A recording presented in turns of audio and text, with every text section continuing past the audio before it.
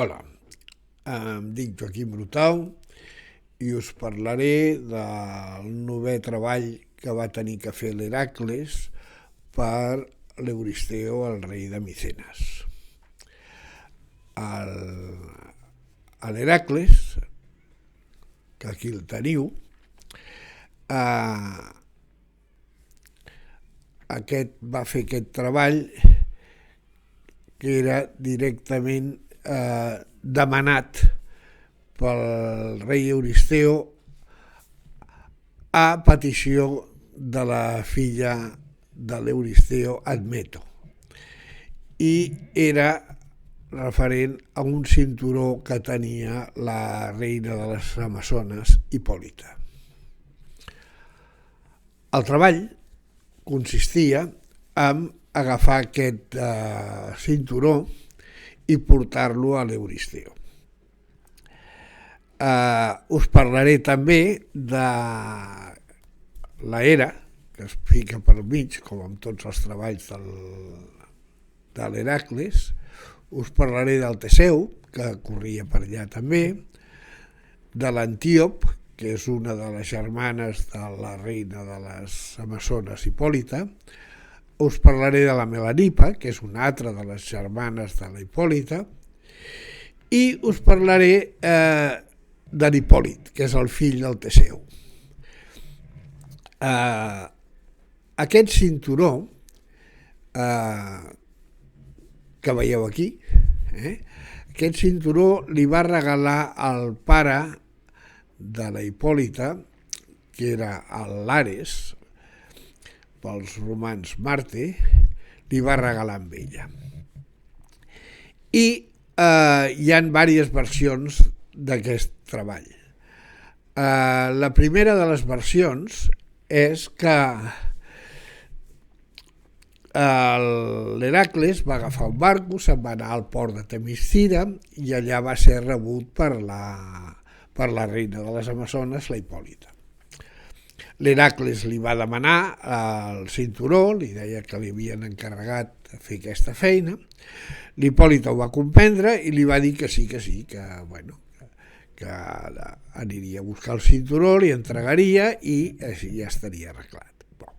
Mentre estava parlant al barco de l'Hèracles, l'Hera va agafar la forma d'una amazona i va començar a dir que l'Hèracles estava raptant a la Hipòlita. Llavors totes les amazones es van aixecar, van anar contra l'Hèracles i es van començar a barallar amb ell.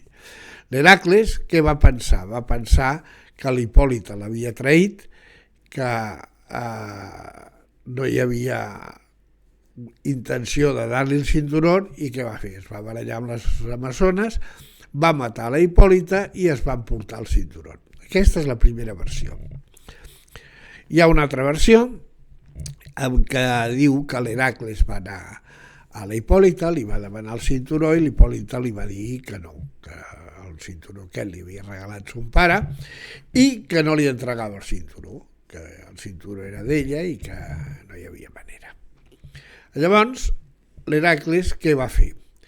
Va segrestar amb una germana de la Hipòlita que es deia Melanipa, i la va segrestar i se la va endur cap a Atenes.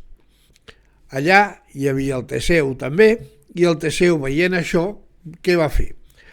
Va raptar una altra germana de la Hipòlita que es deia Antíop, i l'Antíop també se la van portar cap a Atenes. La Hipòlita es va enfadar moltíssim perquè, esclar, li havien raptat a les dues germanes i se'n va anar cap a Atenes a atacar Atenes. A l'arribar allà, amb l'Hèracles van arribar a un acord, ell va tornar a la Melanipa i la Hipòlita li va dar el cinturó, però amb el Teseu no hi va haver manera. El Teseu no va tornar a l'Antíop, és més, amb l'Antíop ja havia tingut un fill i llavors la Hipòlita va atacar Atenes. En aquest atac a Atenes la que va morir va ser l'Antíop i va quedar allà sol el Teseu amb el seu fill Hipòlit. Després el Teseo es va casar amb la filla petita del rei Minos de Creta, que es deia Fedra, i va passar el mite de Fedra allà. No obstant, hi ha una tercera versió encara, que diu que la Hipòlita es va enamorar moltíssim de l'Hèracles i no solament li va dar el cinturó, sinó que a més li va dar la destral, aquesta destral que veieu que porta ara, doncs també li va dar, que després l'Hèracles la va regalar a l'Òmfali, a la seva dona, quan es va casar. I això pràcticament és tot. Si us ha agradat, premeu el botó de like, i si us interessen més vídeos de mitologia, us subscriviu, i ja està.